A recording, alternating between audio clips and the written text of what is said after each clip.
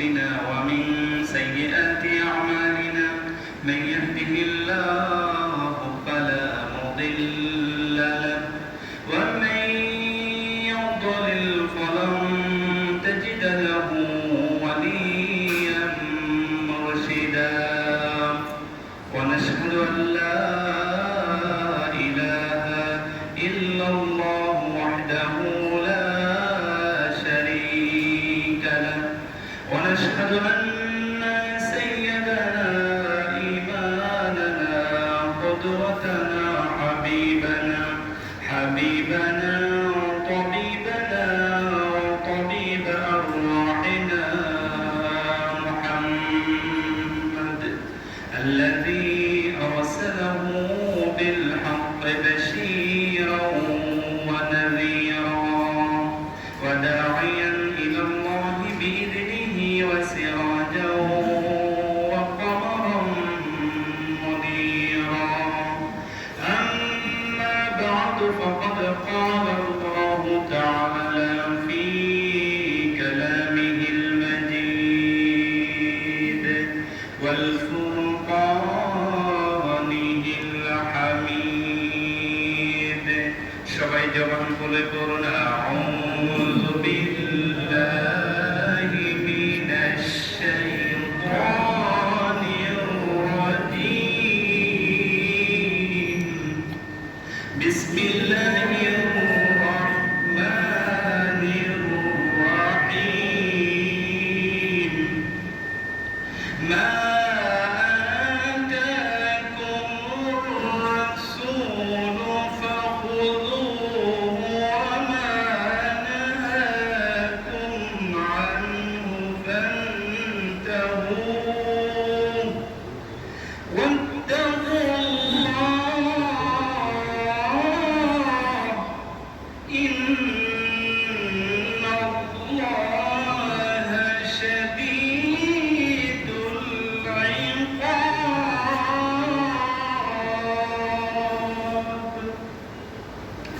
إن الله وملائكته يصلون على النبي يا أيها الذين آمنوا صلوا عليه وسلموا تسليما اللهم صل على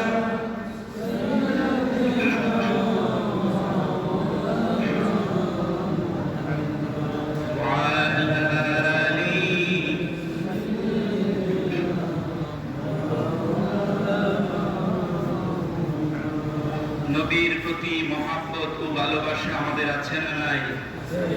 কম না বেশি? যদি বেশি থাকে জবান খুলে হৃদয় দিয়ে প্রাণ উজাড় করে আকাশ বাতাস মুখরিত করে সবাই বলুন আল্লাহুম্মা সাল্লি আলা সাইয়্যিদিনা মাওলানা মুহাম্মদ ওয়া আলা আলি সাইয়্যিদিনা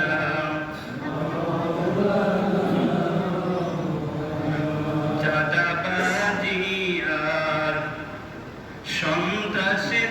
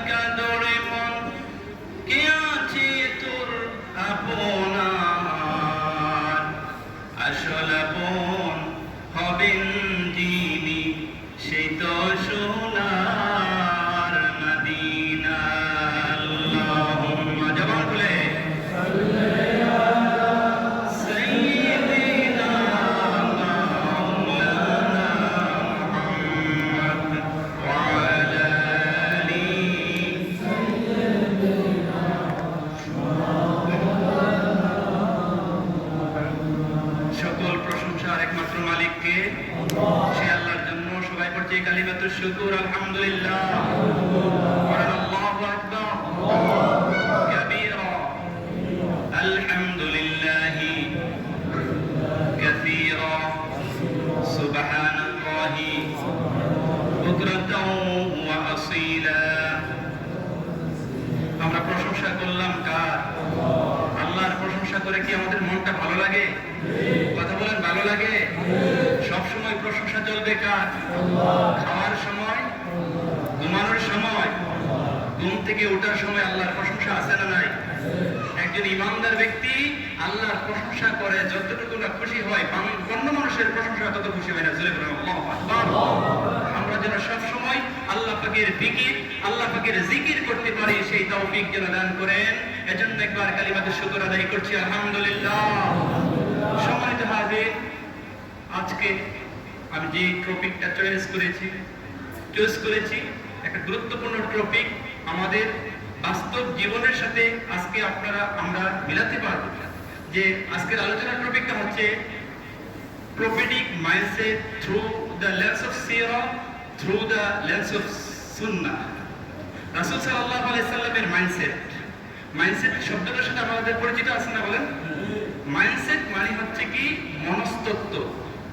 বিষয়টা যদিও কঠিন, একটা জটিল বিষয়, যদি আমি সহজ করে প্রেজেন্টেশন করতে পারি আশা করি ইনশাআল্লাহ বুঝতে পারবেন। যাই হোক, রাসূল সাল্লাল্লাহু আলাইহি সাল্লামের মাইন্ডসেট মানে হচ্ছে কি মেন্টাল অ্যাটিটিউড।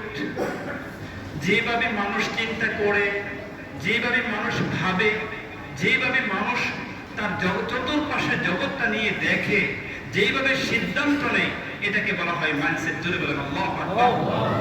বিষয়টা কিন্তু আমি সহজ করে বোঝানোর চেষ্টা করি, যদিও সহজ করে বোঝানো সহজ নয়। সহজ করে কইতে আমার কহেছে, সহজ করে যাই না বলা সহজে। আমি সহজ করে উপস্থাপন করার চেষ্টা করব, কিন্তু আপনারা মনোযোগ দিয়ে শুনতে হবে। রাজি আছেন? আচ্ছা, তো রাসূল সাল্লাল্লাহু আলাইহি সাল্লাম এর মাইন্ডসেট কেমন ছিল? তিনি বিভিন্ন সিচুয়েশনটাকে কিভাবে ডিল করতেন, কিভাবে তিনি অ্যাপ্রোচ করতেন, কিভাবে পরিস্থিতিটাকে তিনি রিঅ্যাক্ট করতেন, কিভাবে রেসপন্স করতেন, কিভাবে তিনি ডিসিশন মেকিং করতেন, এই টোটাল বিষয়টাকে আমি আপনাদের সামনে উপস্থাপন করার চেষ্টা করছি। আমি আলোচনা করার সাথে সাথে আমি সিরাতে ঢোকার চেষ্টা করব। রাসূল সাল্লাল্লাহু আলাইহি সাল্লামের যে জীবনী আছে, জীবনীতে ঢোকার চেষ্টা করব। আবার ভাগে ভাগে রাসূল সাল্লাল্লাহু আলাইহি সাল্লামের সুন্নাহ থেকে রেফারেন্সগুলোকে আপনাদের সামনে প্রেজেন্টেশন করার চেষ্টা করব। সুন্নাহ থেকে আর সিরাত থেকে রেফারেন্সগুলো দেব, এজন্য যে যাতে করে আমাদের মধ্যে ক্লিয়ার হয়ে যায় রাসূল সাল্লাল্লাহু আলাইহি সাল্লামের মাইন্ডসেট কেমন ছিল, রাসূল সাল্লাল্লাহু আলাইহি সাল্লামের দৃষ্টিভঙ্গি কেমন ছিল। আর এটা আমরা মিলানোর চেষ্টা করব যে আমার দৃষ্টিভঙ্গি কি রকম, রাসূল সাল্লাল্লাহু আলাইহি সাল্লামের দৃষ্টিভঙ্গি কি রকম, মিলানোর দরকার আছে না নাই? কথা বলেন, আছে না নাই? এটা আগেই তো বললাম, এটা একটা ভারী টপিক। যদি আমি ভালোভাবে সহজ করে প্রেজেন্টেশন করতে পারি, আশা করি আপনারা সহজে বুঝতে পারবেন ইনশাআল্লাহ বিইজনিল্লাহ। সম্মানিত হাজিরিন, আমি আমার ক্ষুদ্র রিসার্চে, ক্ষুদ্র গবেষণায় বিভিন্ন স্কলারদের আলোচনা থেকে, বিভিন্ন বই পুস্তক থেকে রাসূল সাল্লাল্লাহু আলাইহি সাল্লামের 12টা মাইন্ডসেট পেয়েছি। কয়টা? কথা বলেন, কয়টা? এই 12টা মাইন্ডসেট আমি উল্লেখ করে মূল আলোচনায় চলে যাচ্ছি। এক নম্বর হচ্ছে God centric mindset. Number 2 vision oriented, wisdom driven, reform centric, open minded, entrepreneurial mindset, connectivity.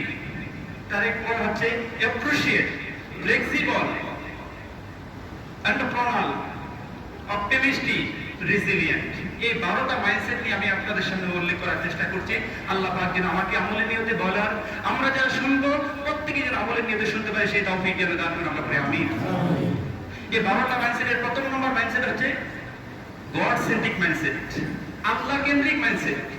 God centric মানে হচ্ছে কি আল্লাহ কেন্দ্রিক মাইন্ডসেট। অর্থাৎ রাসূল সাল্লাল্লাহু আলাইহি ওয়াসাল্লাম যে কোনো কাজে, যে কোনো সময় আল্লাহ তাআলাকে ফিল করতেন। সুবহানাল্লাহ।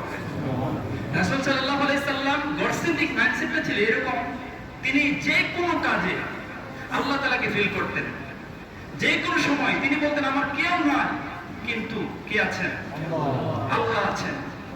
তিনি সব সময় আল্লাহ তাআলাকে নিয়ে চিন্তা করতেন, আল্লাহ তাআলার বিষয়গুলোকে নিয়ে সামনে উপস্থাপন করার চেষ্টা করতেন। তিনি আল্লাহকে অভিভাবক হিসাবে গ্রহণ করার চেষ্টা করতেন। এটাই হচ্ছে গড সেন্ট্রিক মাইন্ডসেট। দেখছেন, গড সেন্ট্রিক মাইন্ডসেটটাকে আমি বোঝাতে পেরেছি আপনাদেরকে? কথা বলেন। অর্থাৎ তিনি সবসময় কাকে ফিল করতেন? কথা বলেন, কাকে ফিল করতেন? আল্লাহকে ফিল করতেন। আমার কেউ নাই, কিন্তু একজন আছেন, তিনি কে? আর আল্লাহকে তিনি সব সময় অভিভাবক হিসাবে মেনে নিতেন। সুবহানাল্লাহ। আর আপনি যদি এই গড সেন্ট্রিক মাইন্ডসেটের অধিকারী হতে পারেন, আপনি একটা পাওয়ারফুল ডিভাইনের মধ্যে থাকবেন, পাওয়ারফুল সিকিউরিটির মধ্যে থাকবেন। তার কারণ হলো আপনার মধ্যে গড সেন্ট্রিক মাইন্ডসেট আছে। শক্তিশালী গোটা বিশ্বের একজন শক্তিধর প্রভুর সাথে আপনার কানেক্টিভিটি আছে, সম্পর্ক আছে, থাকার কারণে পৃথিবীতে তুফান, ঝড়, ঝঞ্ঝা আপনাকে স্পর্শ করতে পারবে না। তার কারণ হলো পাওয়ারফুল গডের সাথে আপনার কানেক্টিভিটি আছে, থাকার কারণে আপনাকে কেউ কোনো ক্ষতি করতে পারবে না। তো আসুন আমরা একটু সিরাতে ঢোকার চেষ্টা করি। সিরাতের মধ্যে এসেছে রাসূল সাল্লাল্লাহু আলাইহি সাল্লাম যুদ্ধ থেকে রওনা দিয়েছেন। সবাই ক্লান্ত, পরিশ্রান্ত, মরুভূমি, বিশাল মরুভূমি পাড়ি দিয়ে আসতে হয়। তিনি যখন মরুভূমিতে এসেছেন, সাহাবায়ে কেরামকে, যোদ্ধাদেরকে বললেন, স্টপ, এখন আমরা একটু বিশ্রাম নেব, একটু রেস্ট নেব। সবাই রেস্টে গাছতলায় রেস্ট নিচ্ছেন। আল্লাহর হাবিব সাল্লাল্লাহু আলাইহি সাল্লাম, একটু খেয়াল করেন রাসূল সাল্লাল্লাহু আলাইহি সাল্লাম কি রকম গড সেন্ট্রিক মাইন্ডসেটের অধিকারী ছিলেন। আমি আর আপনি একটু মেলানোর চেষ্টা করি, আমরা কতটুকু গড সেন্ট্রিক মাইন্ডসেটের অধিকারী। তিনি রেস্ট নিচ্ছেন, তার তলোয়ারটাকে গাছের সাথে ঝুলিয়ে তিনি রেস্ট নিচ্ছিলেন। এমন সময় এক ইহুদি এসে কুশবুদ্ধ তলোয়ারটা ছিল, কুশ মুক্ত করে তিনি কি করেছেন? তলোয়ারটা হাতে নিয়ে বলছেন, হ্যাঁ মুহাম্মদ। একথা বলার সঙ্গে সঙ্গে মুহাম্মদ সাল্লাল্লাহু আলাইহি সাল্লাম ঘুম থেকে উঠে গেলেন। ওঠার পরে সেই বেদুইন বলল, এখন তোমাকে কে বাঁচাবে? এখন চিন্তা করে আপনার সাথে আমার সাথে মেলানোর চেষ্টা করছি যে এই কথা যখন কোনো শত্রু বলে, তখন আমরা কি করব? পার্শ্ববর্তী যারা আছে তাদের কাছ থেকে সাপোর্ট নেওয়ার চেষ্টা করব, বা তাকে পাল্টা আক্রমণ করার চেষ্টা করব। কিন্তু রাসূল সাল্লাল্লাহু আলাইহি সাল্লাম সেটা করেননি। তিনি সঙ্গে সঙ্গে বলেছেন যে আমাকে বাঁচাবেন আমার আল্লাহ। দেখছেন, এটাই হচ্ছে গড সেন্ট্রিক মাইন্ডসেট, যে সব সময় আল্লাহকে ফিল করতেন, আল্লাহর সন্তুষ্টির জন্য করতেন, আল্লাহর সন্তুষ্টির জন্য আল্লাহকে অভিভাবক হিসেবে মনে করতেন। বলেন সুবহানাল্লাহ। তারপরে আসুন সামনে, যখন তিনি পেরেশান, ক্লান্ত, পরিশ্রান্ত থাকতেন, তখন তিনি কি করতেন?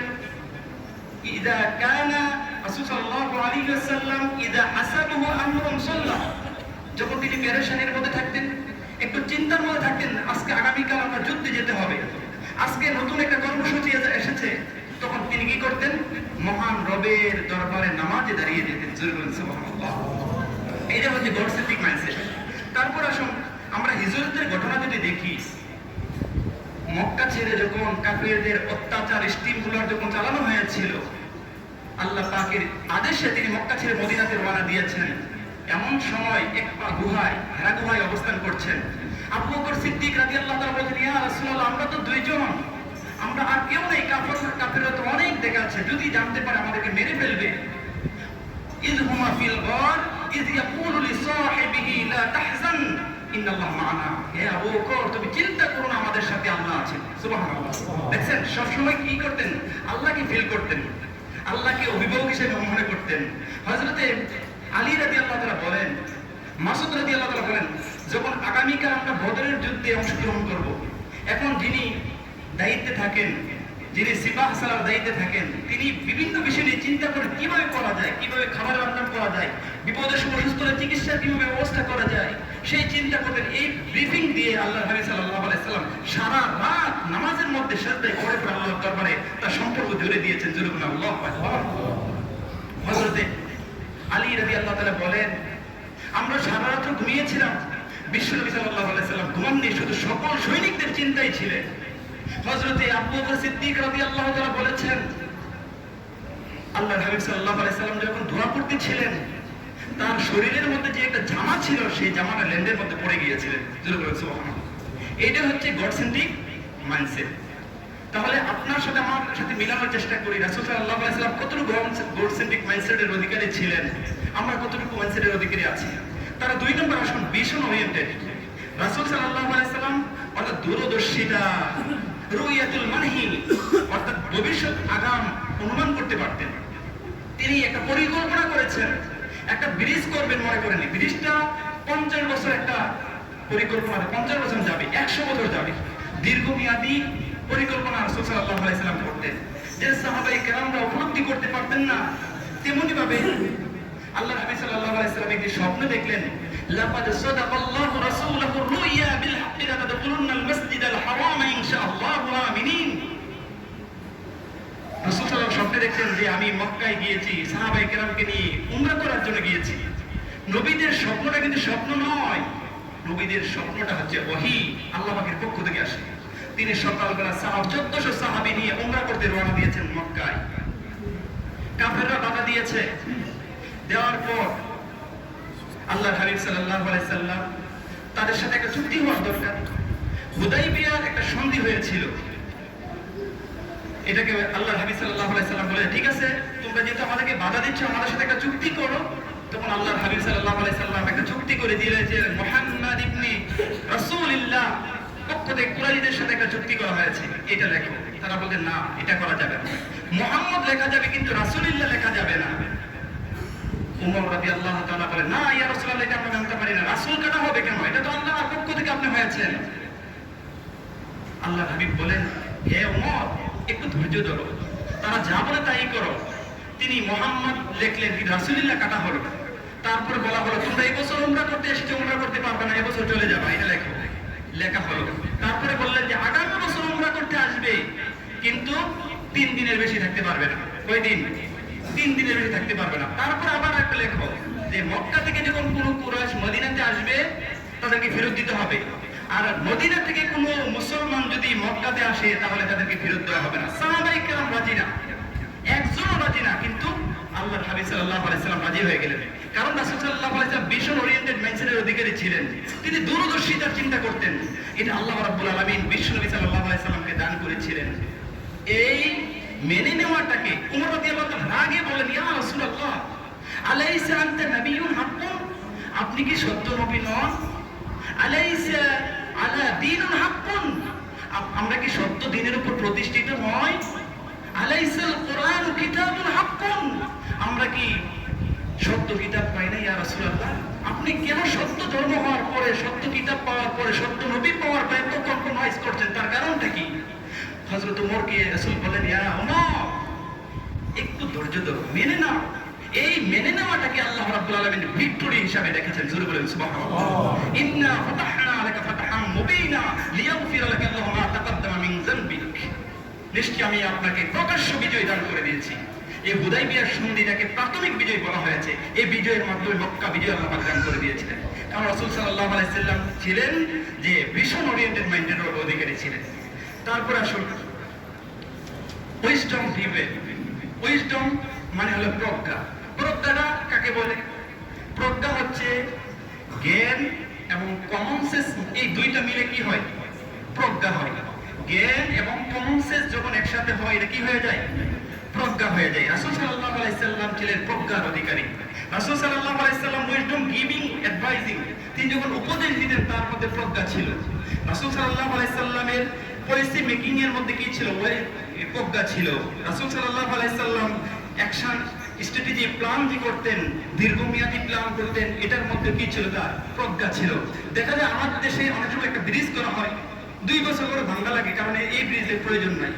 দেখা যায় একটা পরিকল্পনা করা হয়েছে, বৃষ্টি হওয়ার পর সমস্ত পরিকল্পনা, গাড়ি ঘোড়া চলা সব বন্ধ হয়ে যায়। আল্লাহ হাবিব সাল্লাল্লাহু আলাইহি সাল্লামের ভিশন, এই উইজডম রিবনটা এরকম ছিল যে তিনি যে প্ল্যানটা করতেন, প্ল্যান 1, প্ল্যান 2, প্ল্যান 3, এদিকে গাড়ি চলবে না, বিকল্প হিসেবে একটা গাড়ি চলবে, এদিক দিয়ে পানি যাচ্ছে না, অন্য আরেকটা দিয়ে যাবে, এটাও যাচ্ছে না, অন্য আরেকটা দিয়ে যাবে। এইরকম তিনি দূরদর্শিতা এবং গডসেন্ট্রিক প্রজ্ঞার অধিকারী রাসূল সাল্লাল্লাহু আলাইহি ওয়াসাল্লাম।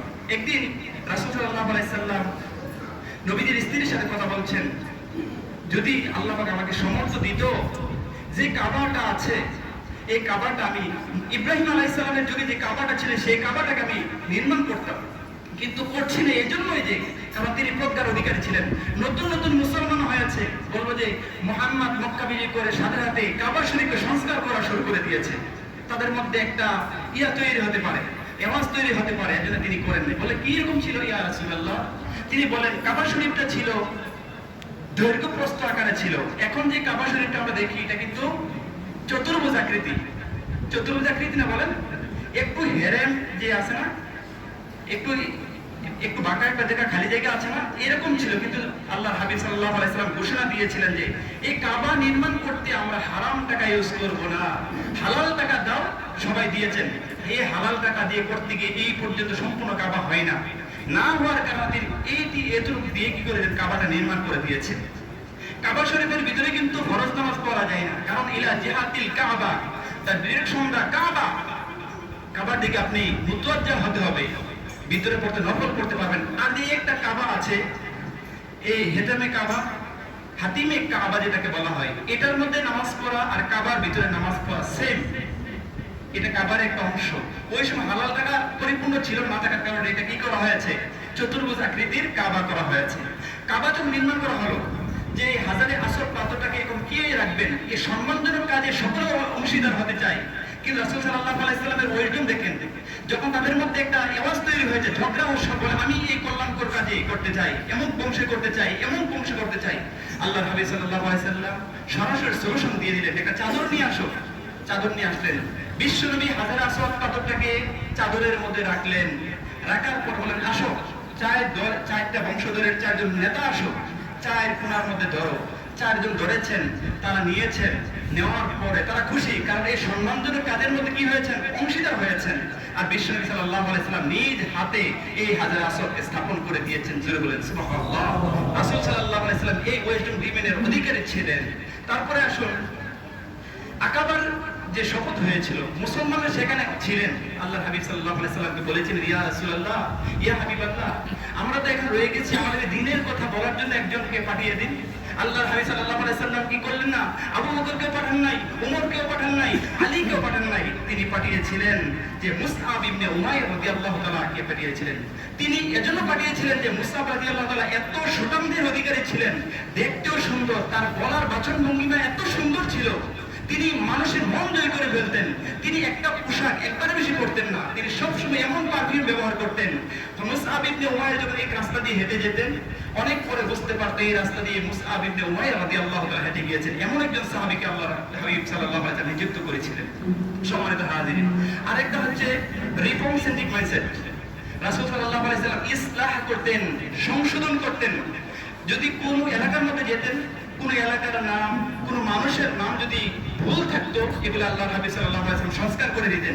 যখন মক্কা থেকে তিনি মদিনাতে গিয়েছেন, গিয়ে দেখলেন মদিনার নাম হচ্ছে কি ইয়াসরিব। ইয়াসরিব মানে হচ্ছে প্রতিশোধের শহর, খুব। তো আল্লাহর হাবিব সাল্লাল্লাহু আলাইহি ওয়াসাল্লাম হচ্ছেন কি, ওমা আরসালনাকা ইল্লা রাহমাতাল লিল আলামিন, and we have sent him Muhammad sallallahu alaihi wasallam as a mercy। তিনি হচ্ছেন রহমত হিসেবে দুনিয়ার বুকে এসেছেন। তিনি খুবের শহর হতে পারেন না, বলতে এটা আজ থেকে খুব হবে না, ইয়াসরিব হবে না, আজ থেকে হবে মদিনাতুন নবী। জোরে বলেন সুবহানাল্লাহ। এক জায়গার মধ্যে গেলেন, গিয়ে দেখলেন যে কোনো গাছপালা তরুলতা কিছু নাই। বলে এই এলাকার নাম কি? বলেন গাদেরা। গাদেরা মানে জায়গার বৃক্ষ লতাপাতা কিছু জন্মেই না। আল্লাহর হাবিব সাল্লাল্লাহু আলাইহি সাল্লাম বলে চেঞ্জ করতে হবে এই নামটাকে। এই নামটাকে চেঞ্জ করে দিলেন হাদেরা, মানে হলো সবুজ, গ্রিনল্যান্ড করে নাম দিয়ে দিলেন। একটা মেয়ের সাথে কথা বললেন, মেয়েটার নাম অনেক দেখতে হৃষ্ট পুষ্ট সুন্দর। জিজ্ঞাসা, মা তোমার নাম কি? মা ইসমুকে? সে বলল আসিয়া। আসিয়া মানে কি? অবাধ্য। আল্লাহ এত সুন্দর সুঠাম দেহের অধিকারী করে তোমাকে দেখেছে, তোমার নাম আসিয়া হবে কেন? তোমার নাম আজ থেকে হবে জামিলা। যদি বলেন সুবহানাল্লাহ। এইভাবে রাসূল সাল্লাল্লাহু আলাইহি ওয়াসাল্লাম সংস্কার করেছিলেন। তিনি সোশ্যাল রিফর্ম করেছেন, পলিটিক্যাল রিফর্ম করেছেন, ফিনান্সিয়াল রিফর্ম করেছেন, সংস্কার করেছেন, রাজনীতি সংস্কার করেছেন, সংবিধান রচনা করেছেন। রাসূল সাল্লাল্লাহু আলাইহি ওয়াসাল্লাম এই সমস্ত আমলের সংস্কার করেছেন। মানুষের মধ্যে ভুল ত্রুটি দেখলে এগুলোকে তিনি রিফর্ম করে দিতেন, সংস্কার করে দিতেন। তারপরে আসুন ওপেন মাইন্ডেড। এখন আপনারা বলেন, রাসূল সাল্লাল্লাহু আলাইহি ওয়াসাল্লাম কি ওপেন মাইন্ডেড ছিলেন নাকি ন্যারো মাইন্ডেড ছিলেন? সবাই বলেন কি মাইন্ডেড ছিলেন? ওপেন মাইন্ডেড ছিলেন। আর এক্সাম্পল আমরা যদি সিরাতে প্রবেশ করে দেখতে পাবো, রাসূল সাল্লাল্লাহু আলাইহি ওয়াসাল্লাম বদরের যে যুদ্ধটা হয়েছে, যুদ্ধের ময়দানে তাবু শিবির স্থাপনের জন্য রাসূল সাল্লাল্লাহু আলাইহি ওয়াসাল্লাম বলেছেন এক সাহাবী এসে বলেন, ইয়া রাসূলুল্লাহ, হুবাব আল মুনজির তিনি বললেন, ইয়া রাসূলুল্লাহ, আপনি যে তাবু স্থাপন করেছেন, শিবির স্থাপন করেছেন, এটা কি আল্লাহর আদেশ হয়েছে নাকি ওহী হয়েছে? আল্লাহ সাল্লাল্লাহু আলাইহি সাল্লাম বললেন, এটা তো আল্লাহর আদেশ নয়, আমি নিজের আদেশে এটা নির্দেশ দিয়েছি। সাহাবী বললেন, ইয়া রাসূলুল্লাহ, আমার মনে হয় এটা ঠিক হয় নাই, আমি যদি আমাকে পারমিশন দেন আমি পরামর্শটা দিতে পারি। বলে, কি পরামর্শ বলো? বলে, ইয়া রাসূলুল্লাহ, বদরের প্রান্তরে যে একটা কূপ আছে, সেই কূপের পাশে যদি চতুর্দিকে আমরা তাবু স্থাপন করি, আমরা পানিও পান করতে পারবো আর কাফেরদের বিরুদ্ধে সারাদিন যুদ্ধ করতে পারবো, আর কাফেররা পানি না খেয়ে মারা যাবে এমনিতে। আল্লাহর হাবিব সাল্লাল্লাহু আলাইহি সাল্লাম, হ্যাঁ ঠিক বলেছো তো। সাহাবায়ে কেরামরা আদেশ দিলেন যে ওই জায়গাতে তাবু স্থাপন করার জন্য। রাসূল সাল্লাল্লাহু আলাইহি এমন ওপেন মাইন্ডেড ছিলেন, শিশু এসে প্রশ্ন করে, বৃদ্ধ এসে প্রশ্ন করে, এমনকি বন্ধু এসে প্রশ্ন করে, শত্রু এসে কনভারসেশন করে, তার সাথে কথা বলতে তিনি স্বাচ্ছন্দ্য বোধ করতেন। এজন্য রাসূল সাল্লাল্লাহু আলাইহি সাল্লাম ছিলেন ওপেন মাইন্ডের অধিকারী ছিলেন। সিরা আল হালাবিয়াতে একটা ঘটনা এসেছে যে বদরের ময়দানের ঘটনা গেল, তারপরে খন্দকের যে যুদ্ধটা হয়েছিল সেই যুদ্ধটা দেখেন, মক্কার কেউ পরামর্শ দেয় নাই, মদিনার কেউ পরামর্শ দেয় নাই, ইরাকের পারস্য থেকে সালমান আল ফারসি পরামর্শ দিয়েছিলেন, 5.5 কিলোমিটার দুর্গ রাস্তা পরীক্ষা খনন করেছিলেন। তারপরে আসছে কন্ট্রাপ্রনাল মাইন্ডসেট, এটা হচ্ছে যেটা হচ্ছে প্রবলেম নট প্রবলেম, অর্থাৎ সলিউশন হবে নট প্রবলেম, অর্থাৎ যে বিষয়টা প্রবলেম দেখবেন তাড়াতাড়ি কিভাবে সলিউশন করা যায়। আল্লাহ নবী সাল্লাল্লাহু আলাইহি সাল্লাম এটা করতেন। যেমন রাসূল সাল্লাল্লাহু আলাইহি সাল্লাম এত পারদর্শী ছিলেন, দক্ষ ছিলেন যে রাসূল সাল্লাল্লাহু আলাইহি সাল্লাম he was very good talent hunter, তিনি একজন চৌকস ট্যালেন্ট হান্টার ছিলেন। সাহাবায়ে কেরাম কি করতেন, কে কি পারদর্শী, কি যোগ্য, এগুলা তিনি নোট করে নিতেন, যে যোগ্য সেই হিসাবে তাকে হি কাজের মধ্যে লাগাতেন। আমাদের মধ্যে একটা অভ্যাস হচ্ছে একজনই সব কাজ করবে, সবাই পারদর্শী হয় না। হযরতে খালিদ বিন ওয়ালিদ যুদ্ধের পারদর্শী ছিলেন, তাকে সিপাহ সালার দায়িত্ব ছিলেন। হাসান বিন সাবিত রাদিয়াল্লাহু তাআলা কবি ছিলেন, তাকে কবিতার কাজে লাগিয়েছেন। যুদ্ধের জন্য তিনি এমন কবিতা বলতেন, যুদ্ধের ইস্তিহা সাহাবায়ে কেরামের মধ্যে জাগ্রত হয়ে যেত। হুযায়ফা ইবনুল ইয়ামান রাদিয়াল্লাহু তাআলা তিনি ছিলেন রাসূল রহস্যজনক সাহাবী, তাকে গোয়েন্দা সংস্থার প্রধান বানিয়ে দিয়েছিলেন। তারপর মুআয ইবনে জাবাল রাদিয়াল্লাহু তাআলা পারদর্শী ছিলেন, যে প্রশাসনিক কাজে পারদর্শী ছিলেন, তিনি ইয়ামেনের গভর্নর করে তিনি নিযুক্ত করে দিয়েছিলেন। তারপরে কনসিডারেট ছিলেন, রাসূল সাল্লাল্লাহু আলাইহি ওয়াসাল্লাম সুবিবেচক ছিলেন, অন্যের প্রতি সহানুভূতিশীল ছিলেন। রাসূল সাল্লাল্লাহু আলাইহি হি ওয়াজ ম্যান অফ 6 সেন্সেস। রাসূল সাল্লাল্লাহু আলাইহি 6টা সেন্স কাজ করবে একসাথে। আমাদের কয়টা কাজ করে? আল্লাহ তো 5টা আমাদেরকে সেন্স দিয়েছেন, দেখুন 2টা 3টাও কাজ করে না, দুই দুনিয়ার খবর নাই। রাসূল সাল্লাল্লাহু আলাইহি ওয়াসাল্লাম একদিন এশারে নামাজ পড়ছেন, হঠাৎ করে তাড়াতাড়ি নামাজ শেষ করে ফেললেন। সাহাবায়ে কেরাম বলেন, ইয়া রাসূলুল্লাহ, ইয়া হাবিবাল্লাহ, এত তাড়াতাড়ি নামাজ শেষ করতে আপনাকে কখনো দেখি নাই। আল্লাহ নবী সাল্লাল্লাহু আলাইহি ওয়াসাল্লাম বলেন, পিছন থেকে একটা বাচ্চার কান্নার আওয়াজ আমার কানে এসেছে। আসার পর বুঝতে পেরেছি কোনো মা মনে হয় বাচ্চাটাকে নিয়ে এসেছে, মাটা কত কষ্ট হচ্ছে, এজন্য আমি নামাজটা তাড়াতাড়ি শেষ করে দিয়েছি। জোরে বলুন সুবহানাল্লাহ। তারপরে এসেছে ট্রান্সপারেন্ট, অর্থাৎ রাসূল সাল্লাল্লাহু আলাইহি ওয়াসাল্লাম স্বচ্ছতা অর্জন, স্বচ্ছতা ছিলেন, এত স্বচ্ছ ছিলেন। রাসূল সাল্লাল্লাহু আলাইহি ওয়াসাল্লামের বায়োগ্রাফির চাইতে স্বচ্ছ আর কোনো বায়োগ্রাফি আপনারা পাবেন না। তার শুরু থেকে শেষ পর্যন্ত সমস্ত বায়োগ্রাফি রেকর্ডেড, সব কিছু রেকর্ড, পানির মতো স্বচ্ছ, পানির মতো স্বচ্ছ, অল রেকর্ডেড, ক্রিস্টাল ক্লিয়ার, সব পানির মতো স্বচ্ছ, সব আপনি পাবেন। অর্থাৎ স্ত্রীর সাথে কি করেছেন, বন্ধুর সাথে কি করেছেন, কাফেরের সাথে কি করেছেন, মানুষের সাথে কি বা সাহাবায়ের সাথে কি কথা বলেছেন, সবগুলো রেকর্ডেড। এজন্য আসুন রাসূল সাল্লাল্লাহু আলাইহি সাল্লামের প্রফেটিক মাইন্ডসেট কি রকম ছিল এগুলো আমরা আরো জানবো। 12টা মাইন্ডসেটের বিষয়ে এগুলো আমি আলোচনা করার চেষ্টা করেছিলাম, সময় শেষ হয়ে গিয়েছে। আল্লাহ পাক যেন আমাদের সকলকে রাসূল সাল্লাল্লাহু আলাইহি সাল্লামের মাইন্ডসেটের অধিকারী যেন হতে পারে সেই তৌফিক যেন আল্লাহ পাক আমাদের সকলকে দান করুন। আমিন। হাযা মা ইনদি ওয়া লা ইলমু ইল্লাল্লাহ আলাইহি তাওয়াক্কালতু।